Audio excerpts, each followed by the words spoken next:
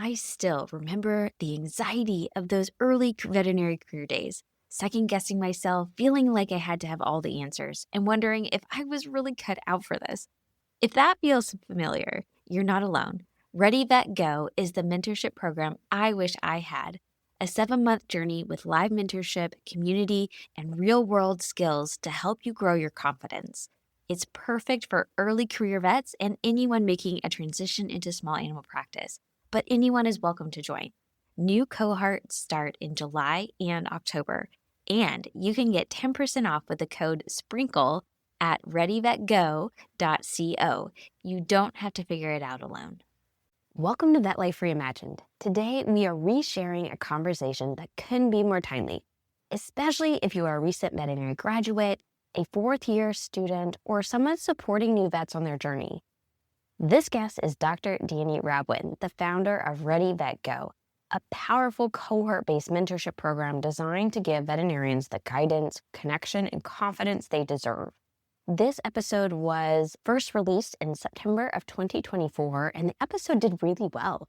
I thought it would be perfect to remaster it and share Dani's story again, as enrollment is officially open for the July and October 2025 cohorts, and spots are filling up. Whether you're a new grad looking for real support or a practice leader who wants to offer structured mentorship, this is your moment. Let this episode be a reminder that you do not have to do veterinary medicine alone. Real mentorship exists. Let's get to the conversation with Dr. Dani Rabwin.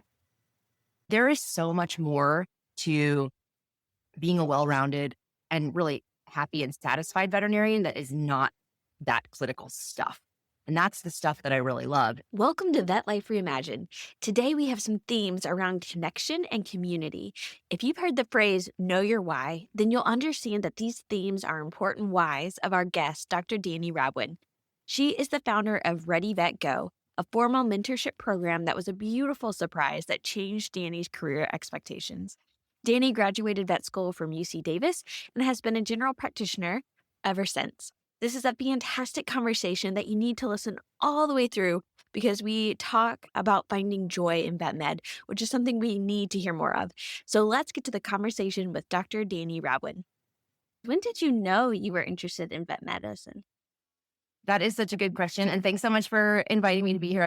I think the first moment that I really remember, I loved animals and I liked taking our pets to the vet, but I just remember this really pivotal moment when I was a kid. And this was in the day when it was time to let our pets go. My dad would drive the dog to the vet and drop him off and come home. And it was just a different time. But this was one of our beloved family pets and it was time for euthanasia and he was dropped off. And my dad came home and that night we were sitting around having family dinner at the dinner table and the phone rang and it was the veterinarian.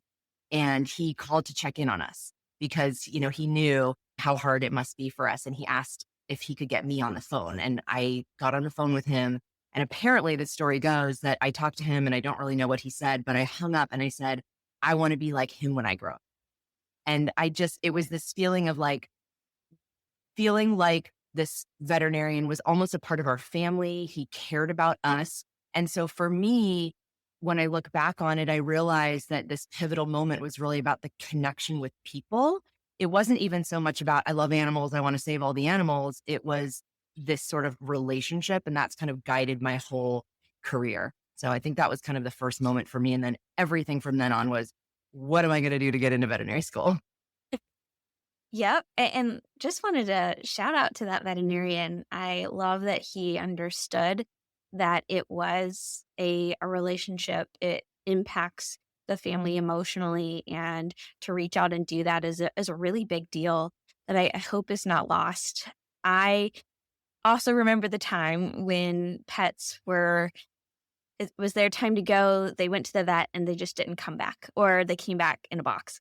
And I did not have that experience, and somehow I still ended up here in vet medicine. But to have that where the veterinarian seemed so interested in the human side of things in the whole relationship, I think is just huge. So, if somebody wants to know how to make somebody's day, just reaching out and saying, how are you? I think is so important. So It's it's really such a cool. good lesson and such a reminder. I mean, I certainly don't do that every time I euthanize a pet.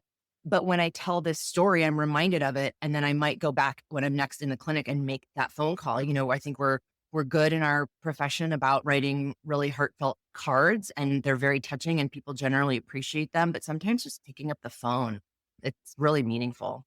Yeah. Well, especially if you know the pet owner at all well.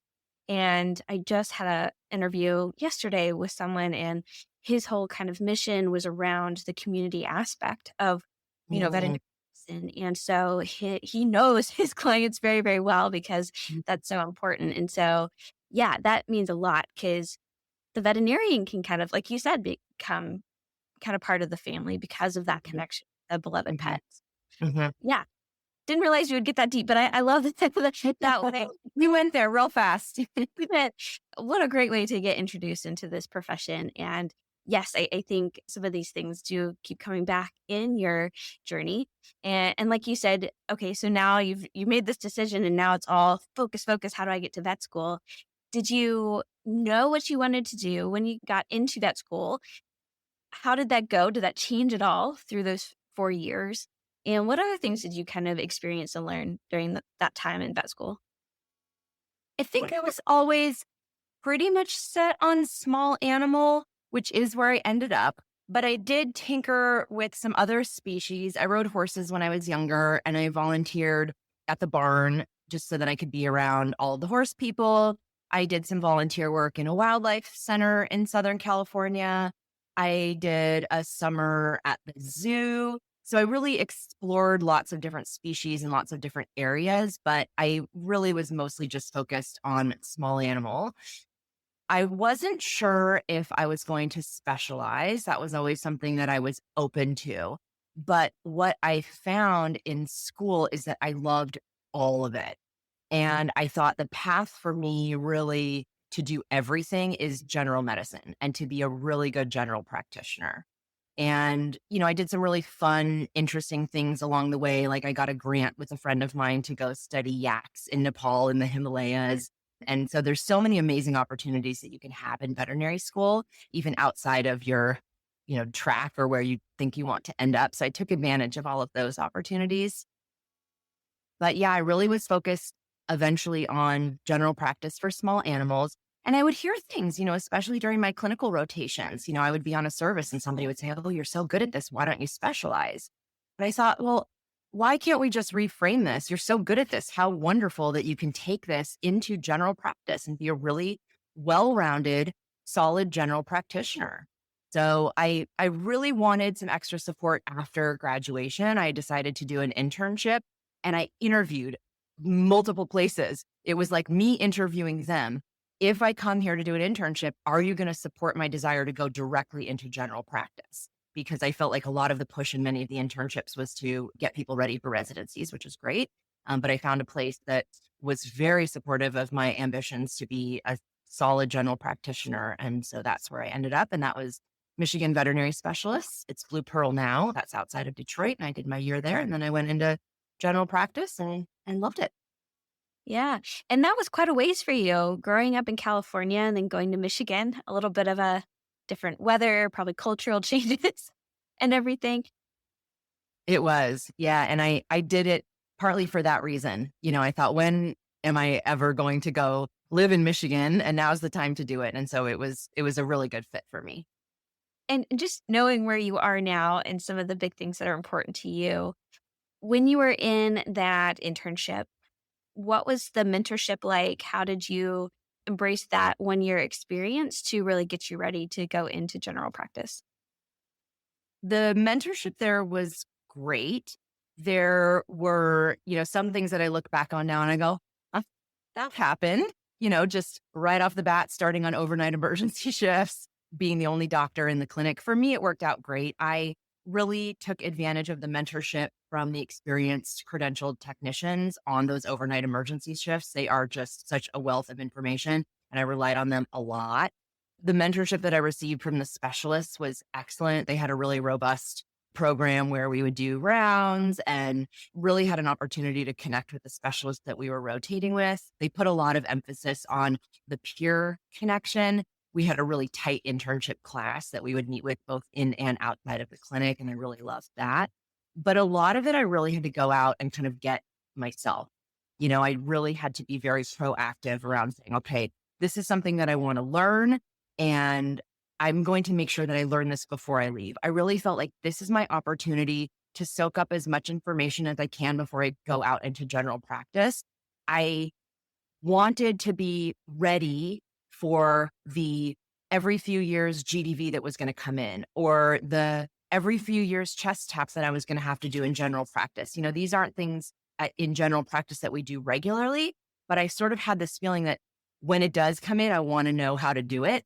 And so I really found myself gravitating towards the emergency side just so that I could be very prepared. And that turned out to serve me very well. And it actually made me love emergency medicine. So even though I've been in general practice for 20 years, I have always done relief in emergency. Just, once a month or every couple months, I'll pick up an emergency shift because I just love it. And I always kind of want to see what's happening in the field of emergency medicine. So some of it I had to really go out and get myself, and others was, some of the mentorship was kind of structured in that internship environment. That's a good way of approaching things too. If you're interested in lots of things or you like emergency medicine, but, 5 days a week seems like a lot, you can do that as an option where you have your foot in both general practice as well as emergency. And I'm sure you learn a lot on both sides that can be applicable across the ways. So whether it's understanding, I don't know, you've maybe had a client show up in emergency and you're like, oh, I know you. I know this dog or cat. That's kind of a neat circle as well. Yeah, So, definitely. It really overlaps. And that's one of the things that I love about our profession so much is that with our degree, we really can kind of create the careers that we want and do so many different things. And if we want to pick up a relief emergency shift, we can. And what I learned on the emergency shifts really influences how I practice in my day practice. It certainly influences, how I mentor now that I'm in mostly a mentoring role with new veterinarians. It influences that. So it's all really connected. And that is one of the things that I love about this profession and this degree is that you can kind of move into different areas that interest you. and I really liked how you approached discovering which internship to go on. You knew what you were looking for. You interviewed as in like you interviewed them. I always encourage people, don't forget that. It's like, yeah, it sounds like an interview for like you, as in they're interviewing you, but it is equally the other way around because you have to make sure it is the right fit for you. And so did you take that approach once your internship was done, looking for a practice to start full-time work in? How did you decide which hospital was going to be right? What were you looking for? And what was that experience? Yeah, it's a good question. I was pretty picky, and it was a fun time. It was new veterinarians were not as I say they're sort of a hot commodity right now. We know there's so many open positions and only so many veterinarians to fill them. I finished my internship in '05. And so this was a really good time still where, we were in demand. And so I was allowed to be, picky in what I chose. I had some pretty specific requirements. I wanted there to be multiple doctors. I wanted it to be busy. I wanted to make sure that I was going to have really good mentorship. Even though I had done an internship, I still had only been out for a year. I wanted to make sure that I had good mentors. I learned during my internship that I loved ultrasound. So I wanted a place that was going to be very involved with my ultrasound training. So the practice that I ended up in, and I stayed there for 8 or 9 years, it turned out to be a really good fit for me. It was a group of 3 practices. So the main practice was a 24-hour clinic. So it was day practice during the day, an emergency overnight, and then 2 satellite 1 doctor or 2 doctor practices. And so I was able to work at all of those. And I really liked that. So sometimes I would do an overnight emergency shift. Sometimes I would work at one of the smaller satellite practices. So that was really good for me. I can't imagine doing that now, mixing it up with overnight and day practice and working 5 days a week. But I was in my 20s and had tons of energy. And so it worked fine for me. And the other thing that was really amazing is that we had an agreement. It was a 3-year contract in exchange for very intensive ultrasound training for me. And so they said, if we provide you with this really extensive ultrasound training, it was a 20-day course over the time of 1 year that I would go to a facility and get intensive ultrasound training for general practitioners. They said, if we make that investment in you, we want an understanding that you're going to stay with us. And so we agreed on 3 years. It was an amazing agreement. I became the primary ultrasonographer for the practice. We had a mobile radiologist who would come in for some of the things that I didn't feel like I could handle. But it really allowed them to build out their in-house ultrasound program. I was allowed to pursue this special interest, and I have really maintained this kind of love for ultrasound throughout the 20 years. So it was a big negotiation. There was a lot of discussion around what my needs were as a new grad and what the clinic's needs were. And we ended up coming up with a really good agreement. You said this was a long conversation. So, really understanding each other and what you were looking for and how it was a mutual arrangement. And it sounds like you really liked the practice because I think you were there for 8 years. So that worked. That can be scary for some people on multiple year contracts and things like that. But understanding, keep having the conversation, see what works. And it sounds like it worked really well, and it allowed you to really upskill in places that you were interested in, and it benefited the practice right back. So Yeah, that's exactly right. And this is not to say that, I would encourage most people to sign on to something like a 3-year contract, because we hear stories about poor fits all the time. And so, if you don't feel like you have the time to go into those deep conversations or do some shifts in the clinic to make sure that it's going to be a good fit, I would not necessarily recommend a long contract like that. Honestly, I don't even know if it was valid. It was like a handshake. I'm going to stay here for 3 years in exchange for this. I don't even remember if it was written down. And if it was, is it valid? I don't know. That's not really my area, but it ended up being a really good fit for me. Cause yeah, like you said, I ended up staying there for many years. And, I think people forget sometimes, like we can say as new grads and early career vets, what we want to get out of this experience. And we are bringing so much to the clinic. And that's why I'm always encouraging vet students and new grads to really understand their value and their worth, and that they are bringing such a gift really to the clinics. They have so much new medical information and knowledge, and they ought to be able to speak up for the things that they want out of the relationship as well, that are not monetary. I'm not talking about asking for, crazy high sign-on bonuses or salaries or anything like that. It takes time to be able to be producing for a clinic to earn that, those large numbers, but there's lots of other ways that we can be compensated. And that might be in the area of special interests or, things like that. yeah. And on the other side, being able to listen and understand the needs of the practice is also really important, because then you can communicate in a way to show how your value fits their needs and their values as well. So great skills all together to know your value, but also to listen and understand other people's priorities as well. It's going to help you get what you want when you're able to understand both sides. It's such a good point. And so much of what we do as veterinarians is listening to our clients and just starting off right off the bat with that, listening to the needs of the practice so that you can then share how you can add value in areas that they're specifically looking for. I think that's a great call out. Now, you ended up moving and you went to the Bay Area, so you found a new practice. And so was that the move where you just like family wanted to move and you were going to have to look for a new job? Exactly. Family wanted to move. And so my partner at the time had a job that needed to be relocated. And, as a veterinarian, I knew I could pretty much work anywhere. And I said, let's do this. Let's pick up and move. And so we did. And again, I was very picky. I had had such a good experience. It was heartbreaking for me to leave that practice in Southern California. The mentor at the time became one of my closest confidants, and he's still very much in my life today. And I loved my team members and my coworkers. And I said, this is going to be a big move, and I want to make sure that I make the right choice. And we moved to Oakland, and there were a couple of practices that I really wanted to work at, and none of them were hiring. And I knocked on their doors and I met the owners and I said, hey, I'm moving up here soon. I want to work for you. And I had 2 really amazing experiences at 2 different clinics where both of the practice owners said, we're not hiring, but can we take you out for coffee? I met with them, got to know them, and they said, well, we're really, keep you in mind if something opens up, but now it's not the right time. And I said, okay, well, there wasn't anything else in the area where I was living that really spoke to me, but there was a practice in San Francisco. So it was across the bay. I was going to be living in Oakland. There was a practice in San Francisco that was hiring. I thought, this practice sounds great. It really fits the bill.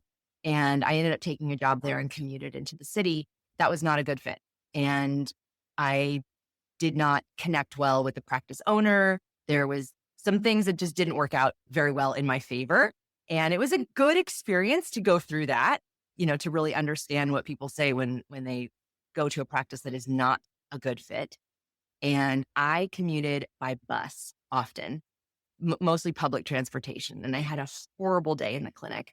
It was just awful. And I was on the bus. I think I was crying. And I opened up my phone and I went to some jobs board. And I saw that one of the practices that I wanted to work at in Oakland now had an opening. And that day I basically called. I said, remember me? They said, yeah, we do. Come on in. So I did a shift at this clinic in Oakland and it was a great fit. And I put in my notice at the San Francisco practice. I accepted a position at the Oakland practice and I've been at that practice for 11 years now. So that was a great fit. So in my 20 years, I've really only worked at 3 clinics aside from all of the relief that I've done. 8 years and then 1 year and 11 years now at this practice in Oakland. Yeah. Well, and the other thing I kind of noticed earlier on when you started working for Broadway Pet Hospital in about 2013, not long you started doing a little bit more in the community, and this is only what I can see in LinkedIn. So, but that was really neat for me to see. Again, kind of knowing what you do now. You also started a yearly program where you would open up the vet hospital to local elementary students, I think, as well. You did your homework. And I'm like, piece this together because you're already, when we were talking about community and the importance of that relationship, but also your understanding of the younger generation and the importance of letting them see the special part of veterinary medicine and letting them be part of it. And so I loved seeing that. So I saw that. And then like a little bit later, you volunteered with the youth mentor group. So, I mean, you were really starting to get involved. So what was kind of your thought process in doing some of these things and how did that kind of impact you just in general? I love that question. And no one's ever asked me about that part of what I've done. It's always been just kind of a thing that I do. And I don't necessarily really talk about it, but it has given me so much meaning and joy as a veterinarian. And the way that came about really, I think started, I love people. I love connecting with people. I love kids. I have one who I'm sending off to college in a few weeks. But when that one was in preschool, they were always looking for volunteers and people to do interesting things in the classroom. I think AVMA had just come out with this like coloring book on ways that young children can interact with dogs. It was like a dog bite prevention coloring book. Mm-hmm. And I thought, well, this is a really cool resource.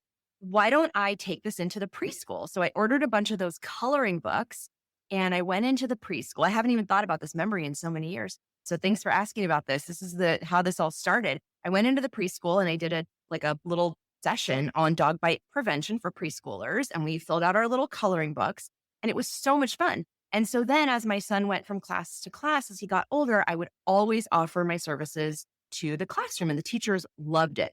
So in kindergarten, I brought in skulls that we had in the clinic and I would talk about different skulls and anatomy and teeth. And we would talk about that. And then in first grade, when he was in first grade, I went in to his classroom and we did a bandaging lab. And I had all the kids bring in one of their stuffies. And I brought in bones, actual, some of the bone models that we had in the clinic. And we talked about like when we would want to set a limb or when we would want to do a bandage. And I brought in all the materials from the clinic. We did a bandaging lab and they were obsessed. They loved it so much. And this got a conversation started with the parents and the teachers. And they said, how can we do more of this? Well, the school has an auction every year. And so I decided to auction off a day with the veterinarian. And I got permission from my Oakland clinic. They were very supportive. The practice owner we really connected on he also was very involved in the community.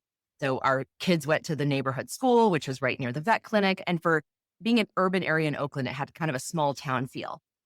And so he was very supportive of me doing this auction event.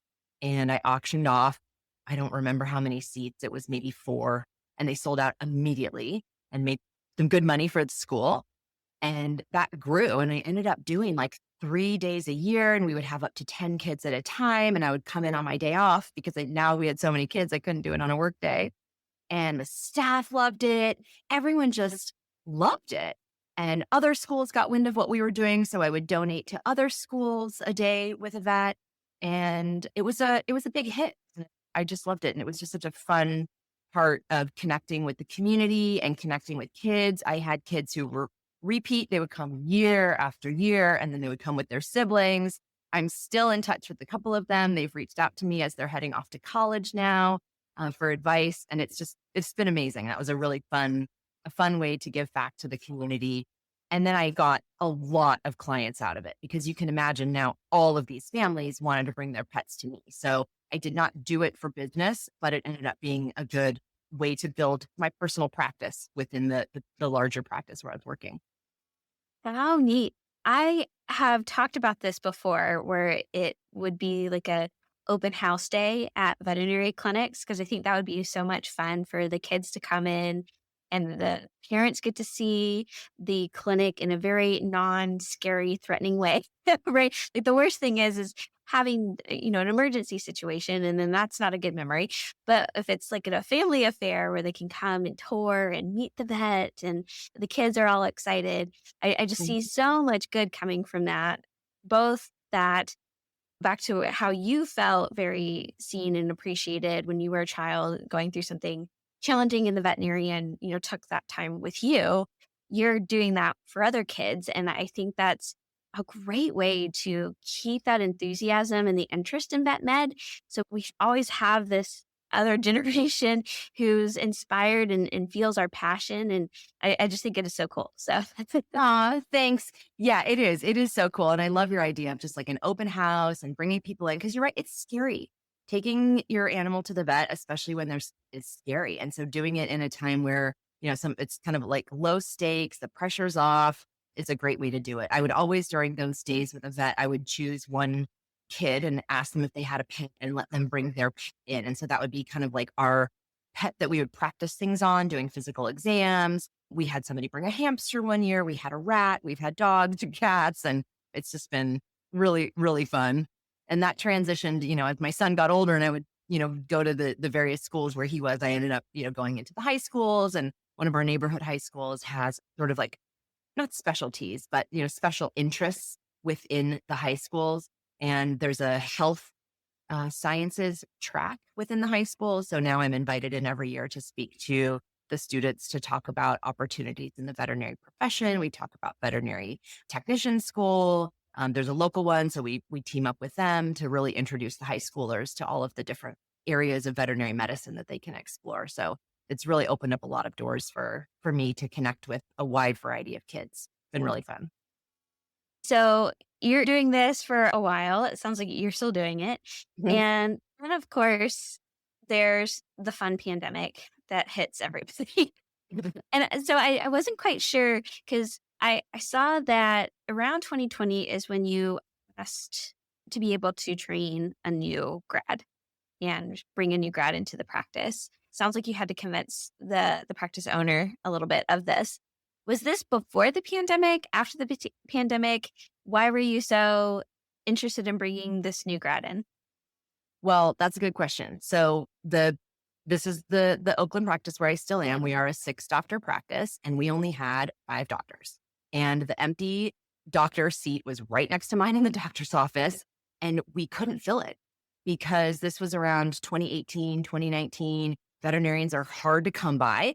The practice owner loved new grads. He always brought on new grads. He loved mentoring, but he was at a different phase in his career where he was thinking of exiting. And it just wasn't the right time for him to bring on a new grad to be the point person for him to do most of the mentoring.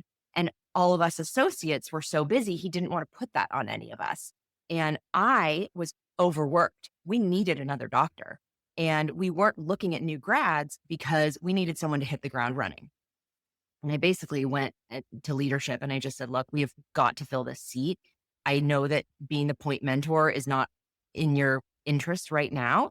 He's an amazing mentor. Just, he was phasing out.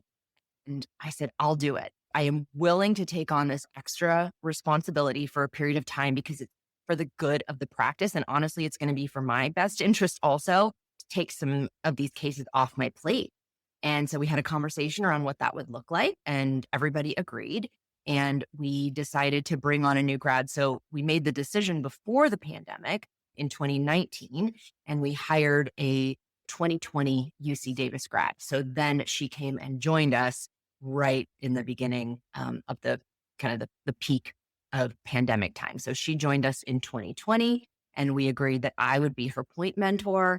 We negotiated some financial changes, because I was going to be taking even more on my plate. So I got a little bit of a raise.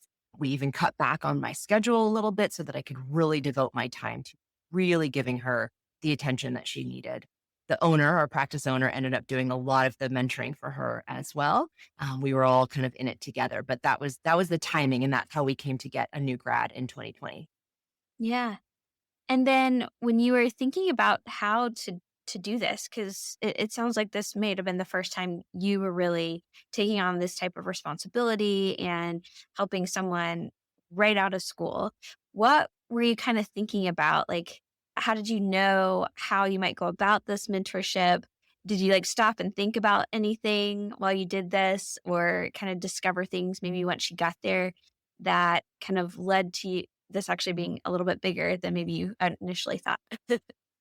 Yeah, we kind of made up a lot as we went. It wasn't nearly as structured as things are now. Obviously I have a mentorship program. It's very structured. I help practices create their own in-house mentorship programs that are more structured. We really kind of progressed based on what her needs were. We had a conversation around what she wanted to get out of this experience. So I knew kind of what some of her areas of interest were. We talked a little bit about what our relationship would look like, how the mentoring was going to work. It was a 6-doctor practice, and I was not going to be the only mentor for her. And there were other people who had interests in surgery. That was a big interest that Dr. Katie, our new grad, that was a big interest of hers. So there were people that she could go to for surgery questions. So we talked about who she could go to for various things. I always encourage mentees to have lots of mentors and not put all your eggs in one basket. So we talked about that, but we really had to pivot because everything was curbside. And so the practice of veterinary medicine in the summer of 2020 was much different than it was leading up to it. And plus, she had missed out on the last few years of her clinics. And so she had a lot of making up to do with clinical skills. So we really put a lot of emphasis on that. We had to really talk about communication because a lot of communication was lost. We use a lot of nonverbal communication when we're in the exam room in a client, and that was lost because everything was over the phone. And so we had to talk a lot about phone communication, written email communication. It was very heavy on that. So some of it was discussed in advance and some of it was kind of created as we went along.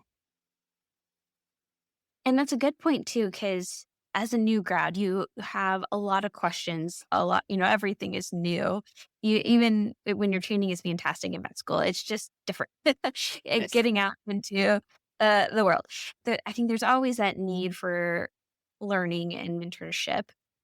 But during that time, it was a really big deal because just like veterinary medicine and practice was changing, they were having to adapt in academia as well. How did you start figuring out there was a huge need for additional mentorship and guidance for younger grads?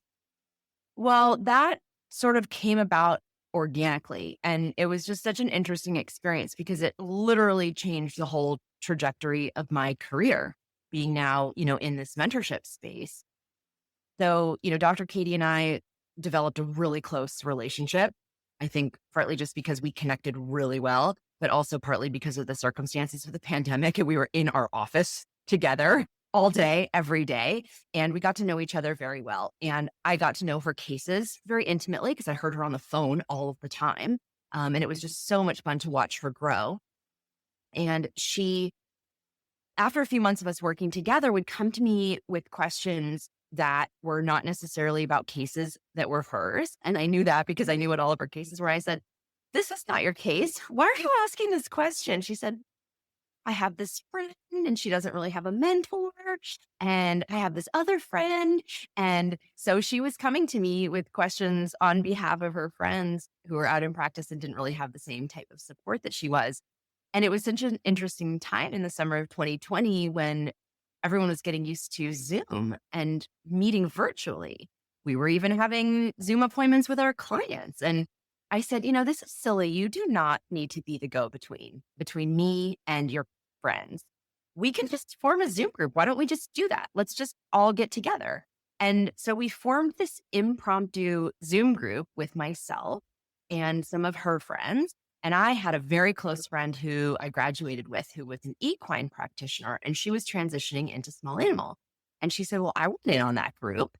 And so we formed this group and we would meet a couple of times a month after everyone got home from work. And everybody would get like a tea or a glass of wine. And we would just get on Zoom and everyone would bring a case that was stumping them that they wanted to talk about. And it was just really transformative. I learned a lot of things from my work with Dr. Katie and from my work with our impromptu Zoom group. Mostly what I learned is that new veterinarians know medicine. They know it really well. And in a lot of ways, they know it better than I do because, I know medicine that I learned 20 years ago. And as much as I've tried to keep up with things are changing all the time. And what they struggle with a lot of the time is around confidence. They struggle with translating their medical knowledge into layman's terms, connecting with clients. They're really good at coming up with a treatment plan, but sometimes struggle with having clients understand the value of that treatment plan or getting buy-in to a treatment plan. They struggle with communication. There are, a lot of imposter syndrome issues that come up. Sometimes new veterinarians will be taking over a case that their colleague had previously managed, and they might want to do something differently. Well, now how do I navigate working with a colleague who's more experienced and I want to do something differently? These are things that we don't really talk about in veterinary school. And these are the things that I love talking about. I thought, wow, there is really a need for this type of content. And there's a need for supporting new veterinarians in ways that we don't really think of as traditional mentorship.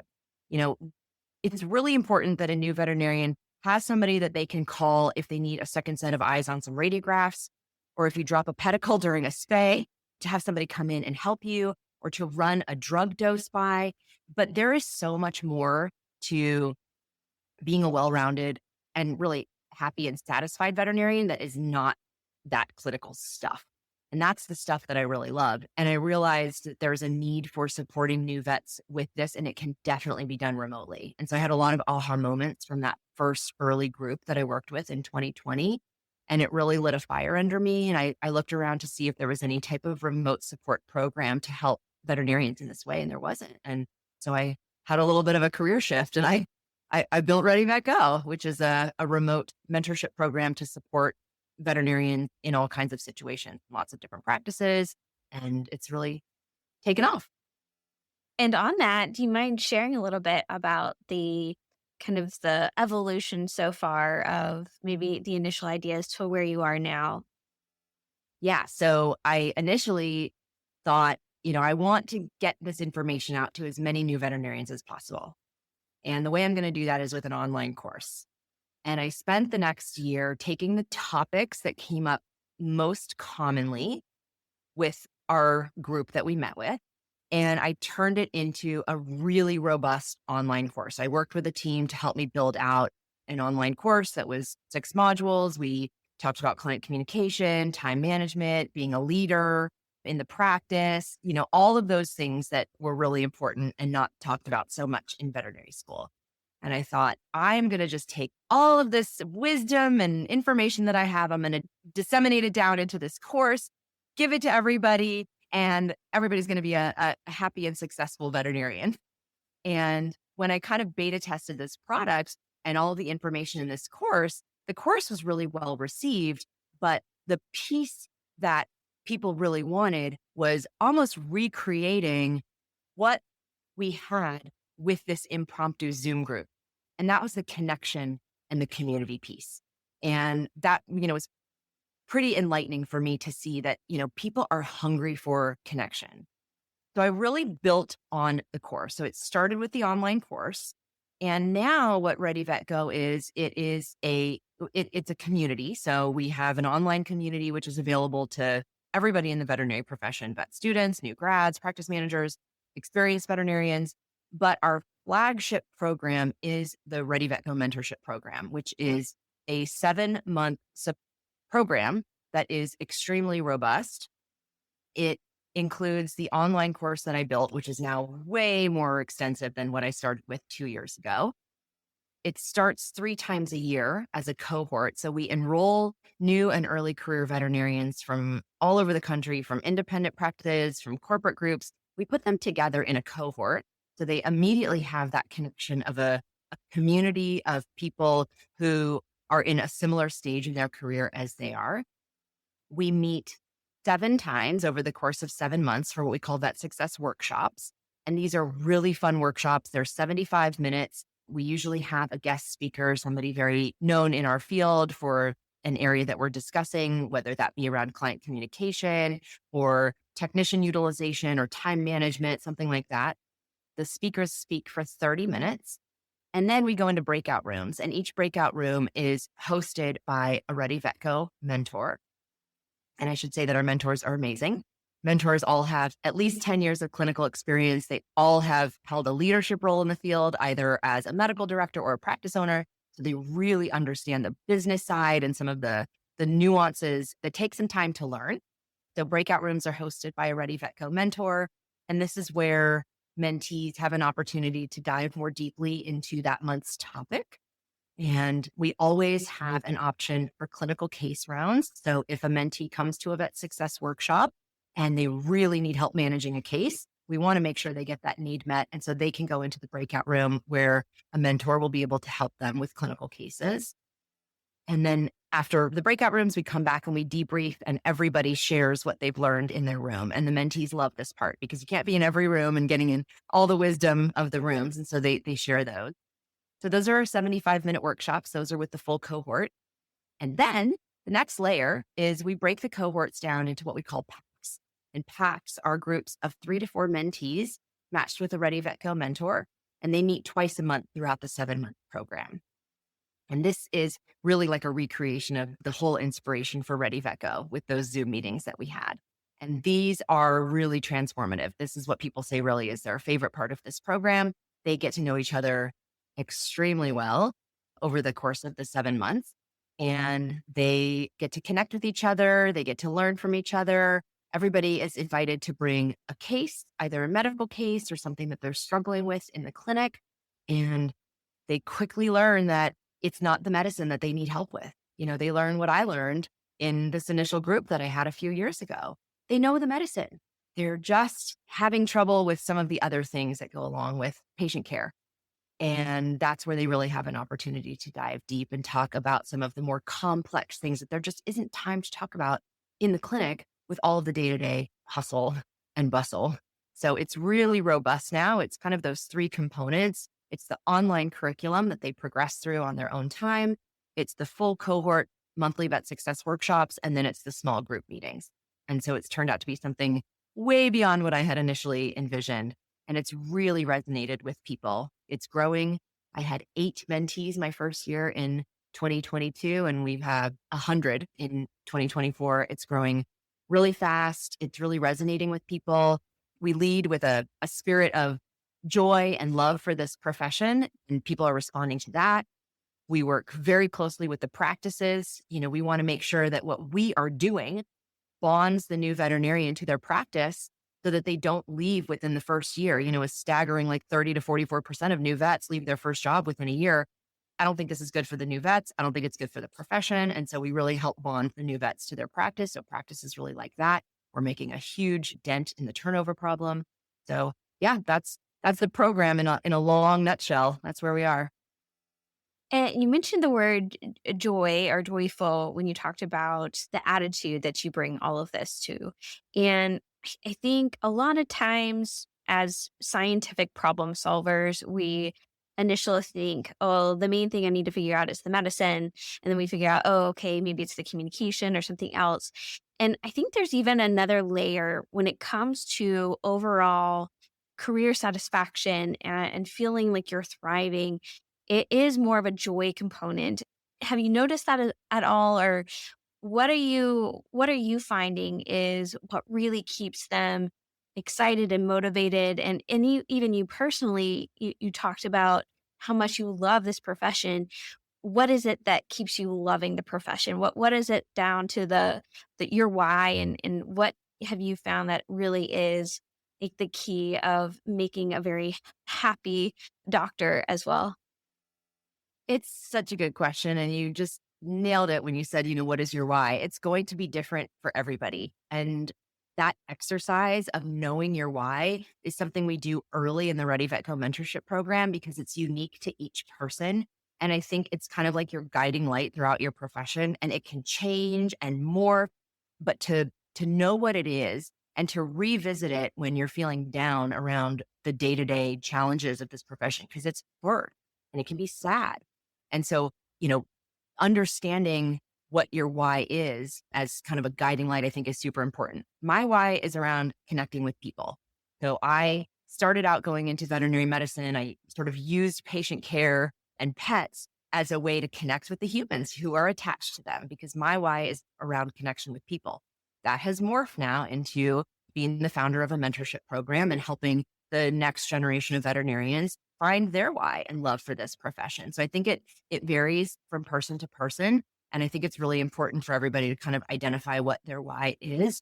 We do lead with joy. This profession is fun. And I think when I talk to veterinarians who are in my stage or have graduated even before me, who have been out for 30 and 40 years, they like what they do. And I think sometimes we forget that. There's a lot of noise online and just sort of out there around the challenges and the frustrations. And those are real. And I don't want to dismiss them in any way. Like I said, this profession is hard.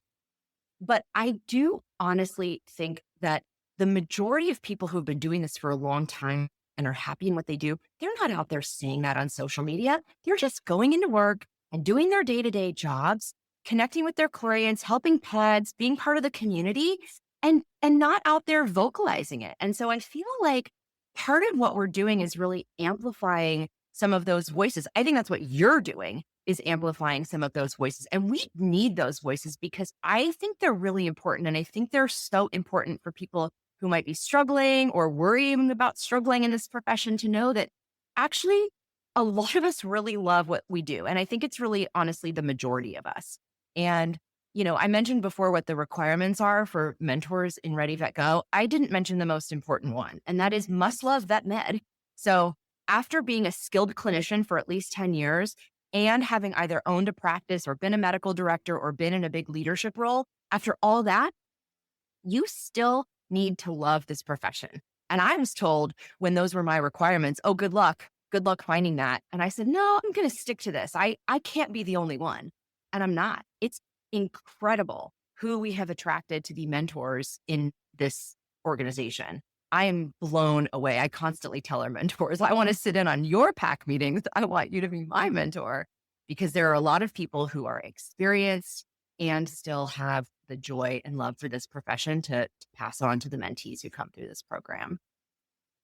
I think that's a really good point. Even if you don't fit into that first few years out of veterinary school, I think we all need community. We all need to soak in the passion and the people who are really thriving in vet med.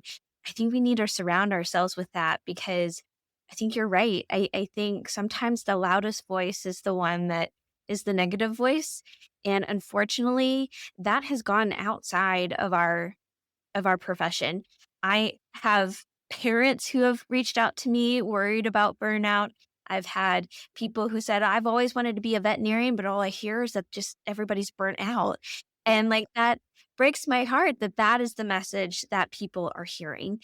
And so all the more reasons that if you are feeling that way, completely okay, Yes. look for the community that can help you. And I think we do need to raise the positive voices because, oh my goodness, like doing this podcast, you mentioned, I am just every time I get to have one of these conversations, I'm just excited by the end. I'm so proud to be part of the veterinary industry and I want to share that.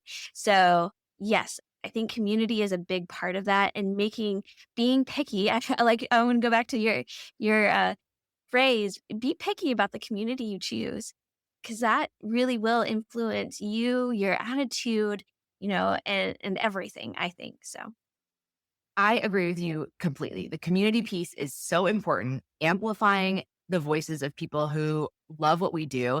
It breaks my heart to hear you say that you've been reached out to by these people who are just so worried and concerned. And you're like doing such an important part to kind of change that narrative or at least make sure that there are other voices that are heard. And for people who are struggling, fortunately, now we have a lot of resources and we're naming it, we're talking about it. And that is really important. And so there's lots of different opportunities to join a community that you connect with. That's partly why we developed the RBG community, because I did my first official cohort in 2022 of new grads. And at the time, it was a 6-month program. At the end of the 6 months, they're like, well, now what? And I was like, well, I haven't really thought about now what. I really just launched this program. But yeah, now what? So then I created the Ready Vet Go community and opened that up to the veterinary profession at large so that there is a place where people can connect with like-minded people. They can get continuing education. They can talk to people who are really, love this profession and just get a different voice and have a community. And there's lots of different groups out there like that. So, looking around and finding something that resonates with you, it can be scary, for new grads or vet students or even a later career veterinarian who is looking for community. It can be a little bit intimidating to put yourself out there. But once you do that and start forming that community, I think the benefits are just so incredible. yeah. And is that how you also keep so motivated and happy? Is your community? What's your kind of big support that keeps you happy and thriving every day in vet med? Yeah, for me, it is social connection. I put a lot of emphasis on that, sometimes to the detriment of other areas that could probably use some attention. Like I mentioned, we have a guest expert who comes on in every vet success workshop. And yesterday was month 5 for our winter cohort who we're wrapping up with. And that month is our wellbeing month. And we bring on Melissa Allen from Veterinary Wellbeing Buddy. And she's been one of our speakers since the beginning. And she talks about the 6 pillars of lifestyle medicine and of health and well-being. So there's all these different areas. Social connection is one, nutrition and sleep and all these other things. And as she was speaking yesterday, I was like, oh, I really prioritize the social connection over some of the other things that could probably use some of my attention. So for me, that's really important. And I've had to be extremely intentional around creating that now that I've cut back on my clinic time. I'm still in the clinic, same clinic in Oakland where I've been for a long time, but I'm there much less frequently. And I'm here in my home office running a remote mentorship program. And that can be a very lonely endeavor. And that's not super beneficial for somebody like me who really thrives on social connection. And so I've had to really make an effort to join. I've joined some amazing women's business networking groups that have been crucial to my well-being. I have become a real conference junkie to connect with people in person of growing my mentorship program and being an entrepreneur, which is something I never thought I would be, has really opened my world to a whole area of networking that I wasn't doing when I was in the clinic. Going to conferences before was all about getting my CE and making sure I knew how to manage liver disease and the newest things in nutrition. And now I still do some of that, but I also am really focused on a lot of the in-person working. And so for me, that's been really important. And it's been really fun to really grow my network in a way that I didn't have, 5 years ago. And I'm sure a lot of this may wrap into this final question, but I still love to end on it. What is something that you are really grateful for? Just kind of the first few things that pop into your mind. Oh gosh, I love that question so much. I'm really grateful for the people that I've been able to meet through this journey and experience. I would not have met you. And there are other people like you who have come into my world that I am just so grateful for.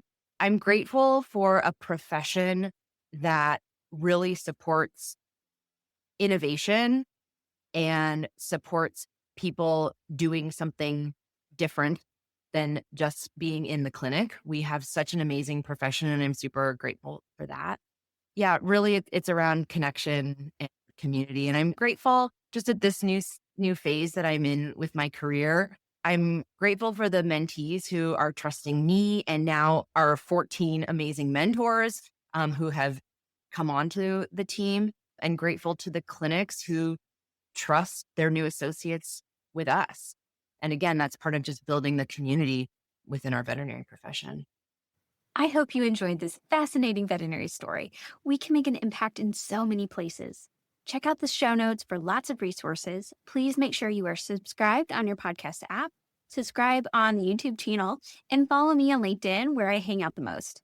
You can contact me on LinkedIn, on the website at vetlifereimagined.com. And I want to thank our longtime sponsors, Fire Consulting and Will Hughes, who support the podcast over on our hosting platform, Buzzsprout. You can support the podcast too. Just check out the show notes for a link. And I hope to see you next time on Vet Life Reimagined.